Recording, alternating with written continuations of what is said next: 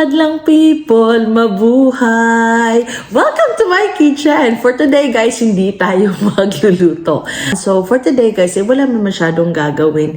Gusto ko lang kayong kumustahin. Kagagaling lang namin sa swimming lesson ni Bella. So dahil gutom na gutom siya at hindi ako nakabaon guys, gagawa na lang tayo ng sandwich. Simple lang naman ang sandwich na ating gagawin. So walang pakeme-keme kasi sabi ni Bulilit, gutom na siya. So alam niyo guys, lately kasi, kaya hindi ako masyado nakakagawa ng video. Hindi talaga ako nakakagawa ng video kasi super duper busy kami. Nagkaroon kasi ng injury si Pangga. So ayun, medyo focus tayo, hindi ba? Now, ito lang naman is maglalagay lang ako ng butter. Ano ba ito? Lalagay lang tayo ng butter. Simple lang yung sandwich. Noon, naalala ko, naku, napaka-social-social na talaga pag may sandwich, hindi ba?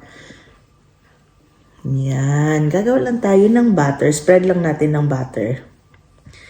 Yan. Not much. Konti lang. Yan. And then, of course, nagagaling din kasi nabili ni Pangga. Medyo, ay, meron pa na ito. Bagaman, ito, meron pa tayo, guys. So, ito.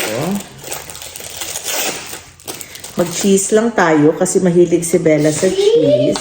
Yes, cheese. Okay. Yes, can you get a plate? You get a plate, please? Tsaka yung pack na, ano bang date ito? For safety purposes, si Bella nga gutom na siya. Thank you. Oh, you have to wait, okay? Can you just sit on the couch? Ito nga is ham. May nabili sa ham, guys. Dito, nakakabili tayo ng ham na ganito. Si Bella gusto niya cold ham kasi. Malinis ang kamay ko, ha? So, lalagay lang natin ang ham on the top sa cheese natin. Ano ba yan? May buhok. Tapos, lalagay lang natin itong sandwich. O, diba? May sandwich na si Bella. Of course, ikakat. Press lang natin.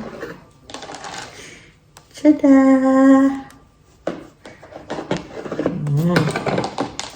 Ayan na ang ating sandwiches. Para kay Bulilit dahil gutom na daw siya.